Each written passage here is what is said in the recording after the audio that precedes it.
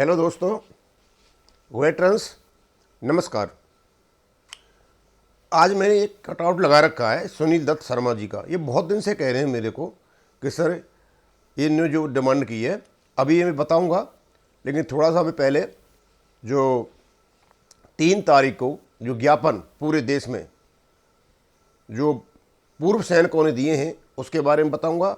और ज्ञापन तो कल भी गए हुए हैं, तो कल हम डालते रहे कि जो यूनाइटेड जो फोरम है उस पर जानकारी आती रही, उनको हम डालते रहे। लेकिन हमें पता चला कि यूनाइटेड फोरम पर भी जिन लोगों ने अपने फ़ोटो डाले हैं और अपनी जो अखबारों में उनकी जो समाचार या न्यूज़ निकाली है उसके बारे में भी मैं आपको बताऊंगा। तो पता चला है कि जो पूरे देश के सैनिकों ने जो ज्ञापन दिए हुए हैं, एक तो ज्ञापन जो साबका सैनिक संघर्ष समिति है उनके भी गए हुए हैं, जो यूनाइटेड फोरम है उनका भी गया हुआ है, लेकिन वो बना हुआ था वॉइस ऑफ एक्सप्रेशन सोसाइटी का ही ज्ञापन था, वही उसका यूनाइटेड फोरम का हो गया। इसके अलावा बहुत बड़ी मात्रा में जो ज्ञापन गए हुए हैं, इन दोनों के अलावा जो देश के सैनिक संगठन हैं उन्होंने अपने व्यक्तिगत ज्ञापन भी दिए हुए हैं, और वो बहुत बड़ी मात्रा में गए हुए हैं पूरे देश से। तो केवल 2 ही ज्ञापन नहीं गए हुए हैं बहुत बड़ी मात्रा में दूसरे के भी ज्ञापन गए हुए हैं, और उन्होंने अपने बैनर तले अपने सैनिक संगठन के नाम से उन्होंने ज्ञापन दिए हुए हैं। तो यानी पूरे देश के सैनिकों ने इकट्ठा होकर के भारत सरकार को ज्ञापन भेजे हैं कि 2 ही नहीं गए, सबके ही ज्ञापन गए हुए हैं, और सबका ही इसमें योग है और श्रेय है। अब समस्या ये है कि यदि ज्ञापन इस प्रकार से जाएंगे और सब अलग अलग हैं तो फिर भारत सरकार किस पर चर्चा करेगी। लेकिन मैं वहाँ नहीं उलझाना चाहता, मैं सिर्फ ये बताना चाहता था कल हमने जो भी डाला था वहाँ पे उसमें सबके ज्ञापन थे। अब ये सुनील दत्त शर्मा जी की मैं बात कर रहा हूँ। ये कह रहे हैं सर जी आपकी संस्था एक आरटीआई पीसीडीए को क्यों नहीं डालते कि ऑर्डिनरी न्याय सुधार की पेंशन 2014 से बढ़ी हुई, आपने बताया था कोर्ट का फैसला है, इनके हक में क्यों नहीं दे रहे हो, आरटीआई डाल दो। सुनील दत्त शर्मा जी, एक तो मैं आपको बताऊं कि पीसीडीए केवल और केवल एक भुगतान संस्था है, और ये केवल उन आदेशों का पालन करती है जो डीएसडब्ल्यू एमओडी की ओर से जो लेटर निकालते हैं। तो इनके पास आप आरटीआई डालोगे तो सिर्फ तो अपना 631 सर्कुलर का रेफरेंस दे देंगे कि उसमें टेबल बनी हुई है और ये डीएसडब्ल्यू से निकली हुई है। लेकिन मैं आपको यहाँ दूसरी बात बताना चाहता हूँ, क्योंकि मेरे पास बहुत काफ़ी ऑनलाइन न्यायस्थानों के फ़ोन आते हैं, और एक हरियाणा के हैं शर्मा जी, तो उनका भी फ़ोन आया था। हम तो यही कहते रहे थे आप कंटेम्प्ट ऑफ कोर्ट डाल दो, क्योंकि आपका 631 सर्कुलर निकला, पेमेंट क्यों नहीं हो रहा है। लेकिन कल हमें एक नई चीज़ का पता चला। हमें पता चला था कि आपको पता होगा कि जो जंतर मंतर का केस था ओआरओपी का, उसमें जो 62 के ग्रुप वाले जो एक्स सर्विसमैन है उन्होंने एक इंटरवेंशन एप्लीकेशन लगाई हुई है। इंटरवेंशन एप्लीकेशन का मतलब है फ्रेश केस न लगा करके जो चलते हुए केस में इन्होंने एक एप्लीकेशन डाल दिया, और उसकी सुनवाई शायद कल है। तो मैं ये बात कर रहा था किसी नायब सूबेदार से कि सर आप क्यों नहीं डाल देते हो, आप ऐसा करो, आप अपना ग्रुप हम बताइए, हम 2-4 नंबर यहाँ बता देते हैं यूट्यूब पे, तो आपसे लोग संपर्क कर लेंगे, आप भी पैसा इकट्ठा करो, इंटरवेंशन एप्लीकेशन डाल दो और आपने वकील से बात कर लो, जल्दी तारीख मिल जाएगी आपको। तो कुछ तो ये कह रहे थे कि हमारा केस अभी चंडीगढ़ में चला हुआ है, कुछ कह रहे थे हम तैयारी कर रहे हैं। लेकिन मैंने फिर यही बात, मेरा जो ऑर्गेनाइजेशन है उसके जो नायब सूबेदार हैं वो ऑनरी नायब सूबेदार हैं, नायब सूबेदार जीएस सिद्धू, मैंने उनसे कहा मैं सर एक एप्लीकेशन आप ही डाल दो, आप लीड कर लो। तो फिर उन्होंने बताई मेरे को असलियत, क्यों मुझे ही पता नहीं था। वो कह रहे थे कि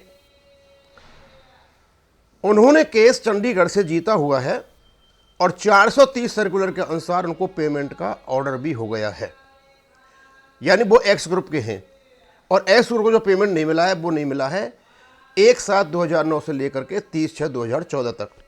ओआरओपी तो एक्स ग्रुप को मिल गई थी, बाई ग्रुप को नहीं मिली थी, और आपको 1/7/2014 से लेकर ओआरओपी लेकर ये नहीं मिला है बाई ग्रुप वालों को।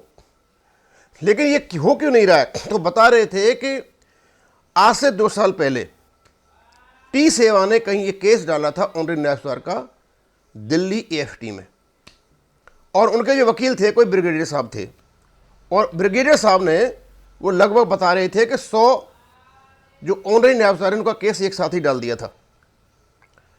जब इतने ज़्यादा, तो डालने के बाद बताते हैं कि वो 2 साल तक तो गए ही नहीं, तारीख मिलती रही। लेकिन जब लोगों ने हल्ला मचाया, तो जब वो जाने लगे, तो वहाँ के जो जज थे 100 केसों को देख करके उन्होंने ये कह दिया कि इतने ज़्यादा केस एक साथ में नहीं कर सकती, इसलिए उन्होंने उसको लार्जर बेंच को रेफर कर दिया।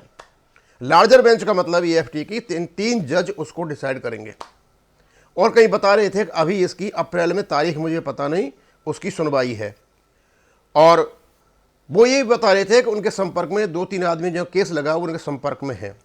तो वो ये कह रहे थे कि जब तक लार्जर बेंच का फैसला नहीं आएगा तब तक उनका जो केस चंडीगढ़ से जीते उनका पेमेंट नहीं होगा। तो यहां दूसरी बात निकल के आती है, शर्मा जी, हमें ऐसा लगता है कि 631 सर्कुलर का पेमेंट शायद ये लार्जर बेंच में जो केस पड़ा हुआ है ऑनरेरी नायब सूबेदार का, जब तक इसका डिसीजन नहीं होगा तब तक आपको पेमेंट नहीं होगा। रीजन क्या है? क्योंकि उन्होंने रेगुलर नायब सूबेदार तो मान लिया और टेबल भी आप लागू हो जाती हैं। कल को यदि इस बेंच का उल्टा सीधा जजमेंट आ गया, तो यदि भारत सरकार पेमेंट कर देगी तो उसकी रिकवरी नहीं हो सकती। तो उन्होंने इतना रिकवरी आपको पेमेंट दे दिया है जितना कि इन पर कोई कंटेम्प्ट ऑफ कोर्ट नहीं चले और उसका कोई फर्क भी नहीं पड़े, पेमेंट का वापस भी नहीं लेना पड़े। लेकिन जब तक, मेरा अंदाजा ये कि मैं मान के चलता हूं कि जब तक लार्जर बेंच का फैसला नहीं आएगा, जब तक आपको शायद ये 631 सैलरी का पेमेंट करने नहीं जा रहे हैं। और शायद वही एक बाधा लग रही है मेरे को, और कोई बाधा नहीं है। अदरवाइज 631 सर्कुलर एक लीगल डॉक्यूमेंट है, उसके अनुसार इनको पेमेंट करना पड़ेगा। अब हो सकता है दूसरा कारण, मुझे दूसरा कोई कारण नहीं लगता है। तो अब देखो लार्जर बेंच का कब फैसला आता है, क्योंकि उतना उतने कर दिया कि जिससे कोई फर्क नहीं पड़ेगा। लेकिन यदि ये 631 सर्कुलर के अनुसार पेमेंट कर देते, अब लार्जर बेंच और जो चंडीगढ़ की जो कोर्ट का जो फैसला था जिसके बेस पर 631 सर्कुलर आया था, तो लार्जर बेंच इसमें परिवर्तन भी कर सकती है। अब ये तो पता चलेगा क्या होता है क्या नहीं होता है, लेकिन परिवर्तन ही कर भी देती है किसी प्रकार का, तो जितना पेमेंट आपको हो चुका है उस पर तो कोई फर्क पड़ेगा नहीं। अब देखो क्या होता है। रही इसकी आपकी आरटीआई की, आरटीआई डालने से कोई फ़ायदा नहीं है। उनका एक ही जवाब आएगा कि we are only paying agencies.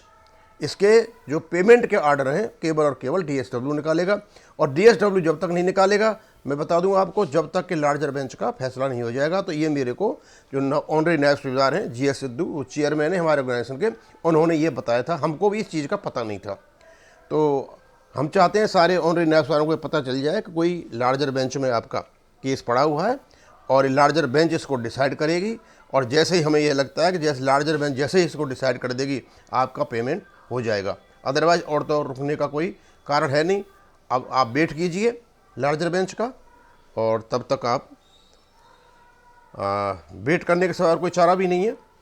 क्योंकि मुझे तो यही लगता है किसी कारण से शायद आपका पेमेंट नहीं हो रहा है। और पेमेंट तो हमने बता ही दिया था कितना कितना पेमेंट आपका बन रहा है और कौन कौन से सर्कुलर आपको लागू हो रहे हैं। तो मुझे पता चला है, मैंने कई दिन से बना के रखा हुआ था, लेकिन बीच में 3 और 4 तारीख को आपका वो आ गया था ज्ञापन वाला मैटर, तो उसमें से कुछ डालने पड़े थे। तो मैं ये चाह रहा था मैं आपको ये बता दूं। तो मैं यहीं ख़त्म करूंगा। थैंक यू, धन्यवाद।